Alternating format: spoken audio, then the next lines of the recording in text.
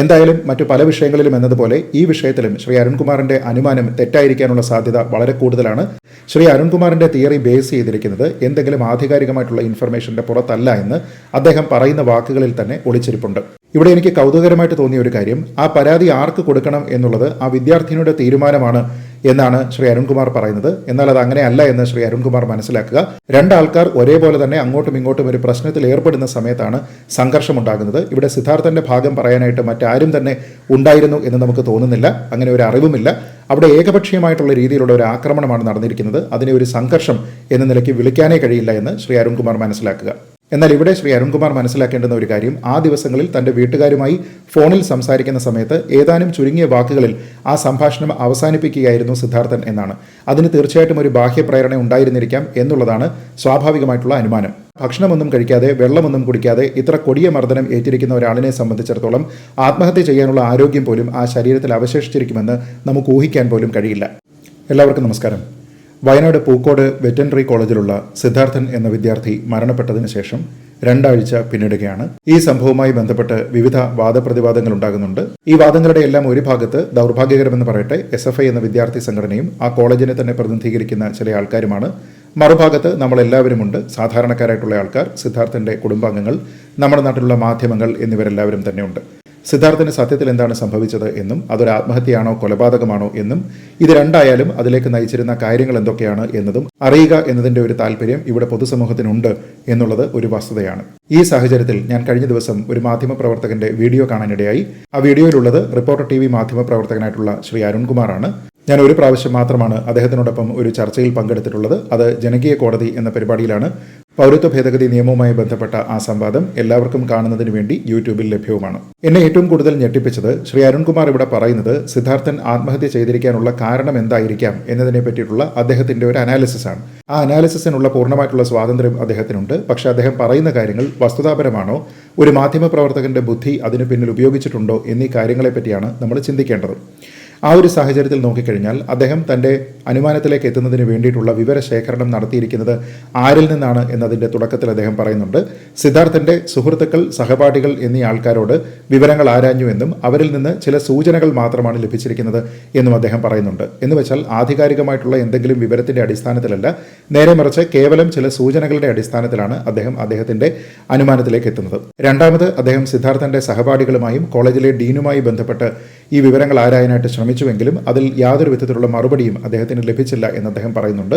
തുടർന്ന് മറ്റ് അധ്യാപകരെ കോൺടാക്ട് ചെയ്യാനായിട്ടും അദ്ദേഹം ശ്രമിച്ചു. പക്ഷേ അവിടെ നിന്നും യാതൊരു വിധത്തിലുള്ള ഇൻഫർമേഷനും അദ്ദേഹത്തിന് കിട്ടിയില്ല എന്നാണ് അദ്ദേഹം പറയുന്നത്. പിന്നീട് അദ്ദേഹം പറയുന്നത് സാക്ഷികളായിട്ടുള്ള ആൾക്കാരുടെയും പുറത്തുള്ള ആൾക്കാരുടെയും മൊഴികളുടെ അടിസ്ഥാനത്തിലാണ് അദ്ദേഹം ഇത് പറയുന്നത് എന്നാണ്. ആരാണ് ഈ സാക്ഷികളെന്നോ അവർ പറഞ്ഞിരിക്കുന്ന വിവരം എന്തൊക്കെയാണ് എന്നതിനെ പറ്റിയോ കൃത്യമായിട്ടുള്ള സൂചനകൾ അദ്ദേഹം പറയുന്നില്ല. അദ്ദേഹം ആകെ പറഞ്ഞിരിക്കുന്നത് സിദ്ധാർത്ഥന്റെ സുഹൃത്തുക്കളുമായും സഹപാഠികളുമായും സംസാരിക്കാൻ ശ്രമിച്ചപ്പോൾ ചില സൂചനകൾ ലഭിച്ചു എന്ന് മാത്രമാണ്. എന്ന് വെച്ചാൽ ശ്രീ അരുൺകുമാറിന്റെ തിയറി ബേസ് ചെയ്തിരിക്കുന്നത് എന്തെങ്കിലും ആധികാരികമായിട്ടുള്ള ഇൻഫർമേഷന്റെ പുറത്തല്ല എന്ന് അദ്ദേഹം പറയുന്ന വാക്കുകളിൽ തന്നെ ഒളിച്ചിരിപ്പുണ്ട്. ഇനി മറ്റൊന്ന്, അദ്ദേഹം പറയാൻ ശ്രമിക്കുന്നത് സിദ്ധാർത്ഥന്റെ SFI ബന്ധത്തെക്കുറിച്ചാണ്. അത് ഈ ഒരു ചർച്ചയിൽ എങ്ങനെയാണ് റെലവെന്റ് ആകുന്നത് എന്നതിനെപ്പറ്റി എനിക്കറിയില്ല. എന്നിരുന്നാലും അദ്ദേഹം സിദ്ധാർത്ഥന് SFI ബന്ധമുണ്ട് എന്ന് സ്ഥാപിക്കാനായിട്ട് ഇവിടെ ശ്രമിക്കുന്നുണ്ട്. അതിന്റെ ഭാഗമായി അദ്ദേഹം പറയുന്നത് 1ാം വർഷം അവിടെ പഠിക്കുന്ന സമയത്ത് SFIയുടെ കൂടി സമ്മതത്തോടു കൂടിയിട്ടാണ് അദ്ദേഹം നോമിനേറ്റ് ചെയ്യപ്പെടുന്നത് എന്നാണ്. ഞാൻ മനസ്സിലാക്കുന്നത് അവിടെ 1ാം വർഷ വിദ്യാർത്ഥികളെ സംബന്ധിച്ചിടത്തോളം അവരിൽ നിന്നുള്ള റെപ്രസെന്റേറ്റീവുകളെ അധ്യാപകരാണ് നോമിനേറ്റ് ചെയ്യുന്നത്. അതിന് SFIയുടെ സമ്മതം ആവശ്യമുണ്ടോ ഇല്ലയോ എന്നുള്ളത് രണ്ടാമത്തെ ചോദ്യമാണ്. അങ്ങനെ SFIയുടെ ആവശ്യം അക്കാര്യത്തിൽ ഉണ്ടെങ്കിൽ അത് തെറ്റായിട്ടുള്ള ഒരു പ്രവണതയാണ്. നമ്മൾ ആരും തന്നെ അതിനെ എൻഡോഴ്സ് ചെയ്യാൻ പാടില്ല എന്നാണ് ഞാൻ മനസ്സിലാക്കുന്നത്. ഇനി അടുത്തതായിട്ട് അദ്ദേഹം പറയുന്നത് സിദ്ധാർത്ഥൻ SFIയുടെ ഒരു അനുഭാവിയായിട്ട് 2ാം വർഷവും തുടർന്നു എന്ന രീതിയിലാണ്. അദ്ദേഹം SFIയുടെ ഒരു അനുഭാവിയാണ് എന്ന് തെളിയിക്കുന്ന യാതൊരു വിധത്തിലുള്ള കാര്യങ്ങളുമില്ല. അദ്ദേഹത്തിന് SFIയുമായി എന്തെങ്കിലും രീതിയിലുള്ള ബന്ധമുണ്ട് എന്ന കാര്യത്തിനെ അദ്ദേഹത്തിന്റെ കുടുംബം നിഷേധിച്ചിട്ടുമുണ്ട്.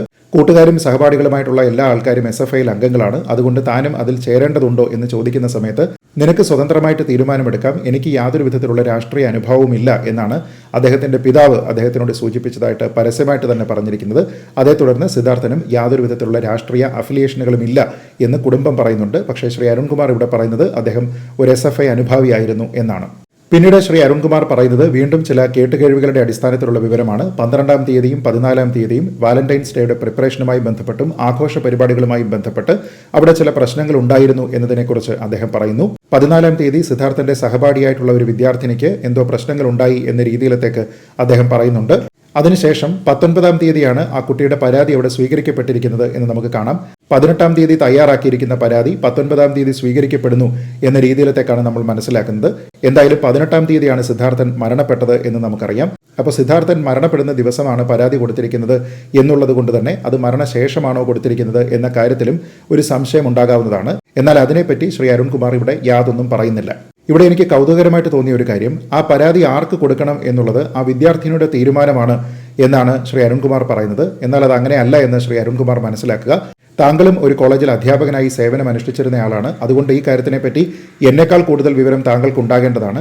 എല്ലാ കോളേജുകളിലും ഇന്റേണൽ കംപ്ലയിൻസ് കമ്മിറ്റി എന്ന രീതിയിലുള്ള ഒരു സംവിധാനമുണ്ട്. നമുക്ക് മറ്റാരെയെങ്കിലും കുറിച്ച് എന്തെങ്കിലും പരാതികൾ ഉണ്ടെങ്കിൽ അത് അവിടെയാണ് ബോധിപ്പിക്കേണ്ടത്. ഇനി എന്തെങ്കിലും രീതിയിലുള്ള സെക്ഷലായിട്ടുള്ള ഒഫൻസുകളാണ് എങ്കിൽ അതിനെപ്പറ്റി പരാതി കൊടുക്കേണ്ടത് ഒന്നുകിൽ ഇന്റേണൽ കംപ്ലയിൻസ് കമ്മിറ്റിയിൽ അല്ലെങ്കിൽ അതിനുവേണ്ടി പ്രത്യേകമായി രൂപീകരിച്ചിരിക്കുന്ന ഒരു ആന്റി സെക്ഷൽ ഹാരാസ്മെന്റ് സെല്ലിലാണ്. അപ്പോൾ ഇതിനെപ്പറ്റി താങ്കൾക്ക് കൃത്യമായിട്ടുള്ള ബോധ്യം ഉണ്ടാകേണ്ടതാണ്. അതുകൊണ്ട് ഒരു വിദ്യാർത്ഥിനിയുടെ പ്രൊറഗേറ്റീവ് അല്ല, തീരുമാനമല്ല ആർക്കാണ് ഈ പരാതി കൊടുക്കേണ്ടത് എന്ന്. അതിന് വ്യവസ്ഥാപിതമായിട്ടുള്ള ചില മാർഗങ്ങളുണ്ട്, മാനദണ്ഡങ്ങളുണ്ട്. അതിന് നമ്മുടെ നാട്ടിലെ നിയമ സാധുതയുണ്ട്. അതുപോലെ തന്നെ UGCയുടെ അംഗീകാരവുമുണ്ട്. ഇനി ഈ സംഭവവുമായി ബന്ധപ്പെട്ട് 16-ാം തീയതി കോളേജ് ക്യാമ്പസിലേക്ക് സിദ്ധാർത്ഥൻ തിരിച്ചു വിളിക്കപ്പെടുന്നു എന്നും അദ്ദേഹത്തോടെ സഹപാഠികളായിട്ടുള്ള വിദ്യാർത്ഥികൾ കാര്യങ്ങളൊക്കെ തന്നെ ചോദിക്കുന്നുവെന്നും അവിടെ ഒരു സംഘർഷം ഉണ്ടാകുന്നു എന്നുമാണ് പറയുന്നത്. സംഘർഷം എന്ന് പറയുന്നത് ഒരിക്കലും വൺ സൈഡഡ് ആയിട്ടുള്ള ഒരു കാര്യമല്ല. രണ്ടാൾക്കാർ ഒരേപോലെ തന്നെ അങ്ങോട്ടും ഇങ്ങോട്ടും ഒരു പ്രശ്നത്തിൽ ഏർപ്പെടുന്ന സമയത്താണ് സംഘർഷം ഉണ്ടാകുന്നത്. ഇവിടെ സിദ്ധാർത്ഥന്റെ ഭാഗം പറയാനായിട്ട് മറ്റാരും തന്നെ ഉണ്ടായിരുന്നു എന്ന് നമുക്ക് തോന്നുന്നില്ല. അങ്ങനെ ഒരു അറിവുമില്ല. അവിടെ ഏകപക്ഷീയമായിട്ടുള്ള രീതിയിലുള്ള ഒരു ആക്രമണമാണ് നടന്നിരിക്കുന്നത്. അതിനെ ഒരു സംഘർഷം എന്ന നിലയ്ക്ക് വിളിക്കാനേ കഴിയില്ല എന്ന് ശ്രീ അരുൺകുമാർ മനസ്സിലാക്കുക.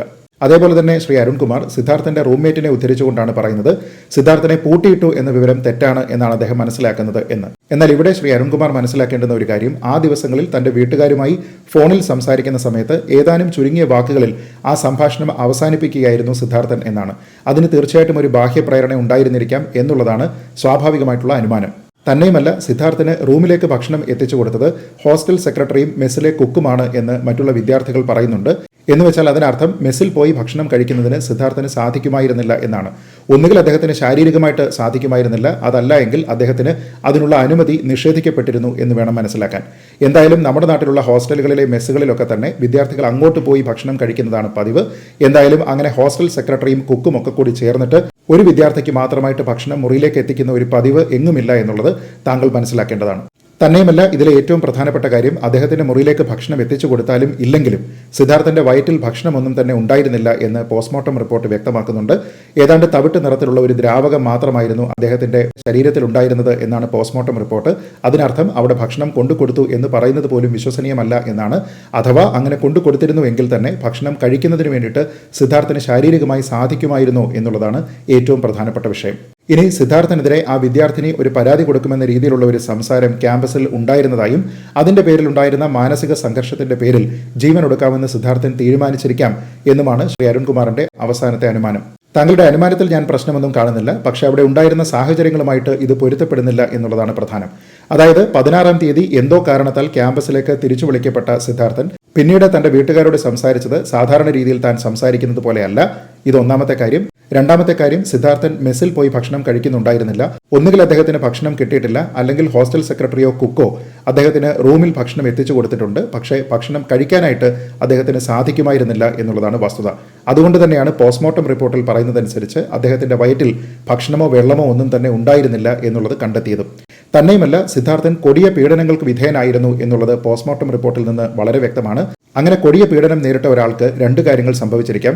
ഒന്നുകിൽ അദ്ദേഹം അതുമൂലമുണ്ടായിരുന്ന അപമാനത്തെ തുടർന്ന് ആത്മഹത്യ ചെയ്യാനായിട്ട് തീരുമാനിക്കുന്നു. അതല്ല എങ്കിൽ അദ്ദേഹത്തെ കൊടിയ പീഡനത്തിനൊടുവിൽ ഈ മറ്റുള്ള ആൾക്കാർ തന്നെ കൊന്നതിന് ശേഷം കെട്ടിത്തൂക്കുന്നു. ഇവിടെയുള്ള സാഹചര്യങ്ങൾ അനുസരിച്ച് നോക്കിയാൽ ഒരു വിദ്യാർത്ഥിനിയുടെ പരാതിയുടെ പുറത്തുള്ള ഒരു ആത്മഹത്യ എന്നതിനേക്കാൾ വളരെ വലിയ രീതിയിലുള്ള ശാരീരിക ആക്രമണം നേരിട്ടതിന്റെ പേരിൽ ആത്മഹത്യ ചെയ്തിരിക്കാനുള്ള ഒരു സാധ്യതയും, അതല്ല എങ്കിൽ അദ്ദേഹത്തെ കൊന്നതിന് ശേഷം കെട്ടിത്തൂക്കിയിരിക്കാം എന്നുള്ള ഒരു സാധ്യതയും മാത്രമാണ് അവശേഷിക്കുന്നത്. ഇതിൽ തന്നെ ഈ രണ്ടാമത് പറഞ്ഞ ഓപ്ഷനുള്ള സാധ്യത വളരെ കൂടുതലാണ്. കാരണം ഭക്ഷണമൊന്നും കഴിക്കാതെ വെള്ളമൊന്നും കുടിക്കാതെ ഇത്ര കൊടിയ മർദ്ദനം ഏറ്റിരിക്കുന്ന ഒരാളിനെ സംബന്ധിച്ചിടത്തോളം ആത്മഹത്യ ചെയ്യാനുള്ള ആരോഗ്യം പോലും ആ ശരീരത്തിൽ അവശേഷിച്ചിരിക്കുമെന്ന് നമുക്ക് ഊഹിക്കാൻ പോലും കഴിയില്ല. തന്നെയുമല്ല, കോളേജ് അധികാരികളുടെ ഭാഗത്തു നിന്നുണ്ടായിരിക്കുന്ന പ്രതികരണങ്ങളും ആശാവഹമല്ല. അതിൽ തന്നെ ഇന്നലെ ഡീൻ പറയുന്നത് കേട്ടത് സിദ്ധാർത്ഥൻ അന്ന് ആക്രമണത്തിന് വിധേയനായിട്ടുണ്ട് എങ്കിൽ അത് പോലീസ് കണ്ടെത്തട്ടെ എന്നാണ്. സ്വയം ഒരു വെറ്ററിനറി സർജൻ ആയിട്ടുള്ള ഒരു വ്യക്തിയാണ് അവിടുത്തെ ഡീൻ. അദ്ദേഹത്തിന് മറ്റൊരു ഫോറൻസിക് സർജൻ നടത്തിയിരിക്കുന്ന പോസ്റ്റ്മോർട്ടത്തിന്റെ റിസൾട്ടിൽ വിശ്വാസമില്ലേ, അത് പോലീസ് പറയേണ്ടതുണ്ടോ എന്ന രീതിയിലുള്ള ഒരു ചോദ്യം പോലും അദ്ദേഹത്തിന് നേരെ നമുക്ക് ഉയർത്താവുന്നതാണ്. എന്തായാലും മറ്റു പല വിഷയങ്ങളിലും എന്നതുപോലെ ഈ വിഷയത്തിലും ശ്രീ അരുൺകുമാറിന്റെ അനുമാനം തെറ്റായിരിക്കാനുള്ള സാധ്യത വളരെ കൂടുതലാണ്. രാഷ്ട്രീയ പ്രേരിതമായിട്ട് ഒരുപക്ഷെ ഈ കേസിന്റെ ഭാവി എന്താകുമെന്ന കാര്യത്തിനെ പറ്റി നമുക്ക് ഉറപ്പില്ല. എന്തായാലും നമ്മുടെ നാട്ടിലുള്ള ആൾക്കാർ മണ്ടന്മാരല്ലാത്തതുകൊണ്ട് ഈ തിയറി വിശ്വസിക്കാൻ അധികം ആൾക്കാർ ഉണ്ടാകുമെന്ന് ഞാൻ കരുതുന്നുമില്ല. എന്തായാലും നല്ല രീതിയിലുള്ള അഭിപ്രായങ്ങൾ രൂപീകരിക്കുന്നതിന് വേണ്ടി ശ്രീ അരുൺകുമാറിന് ഭാവിയിൽ സാധിക്കട്ടെ എന്ന് പ്രത്യാശിച്ചുകൊണ്ട് ഈ വീഡിയോ അവസാനിപ്പിക്കുന്നു. ജയ് ഹിന്ദ്.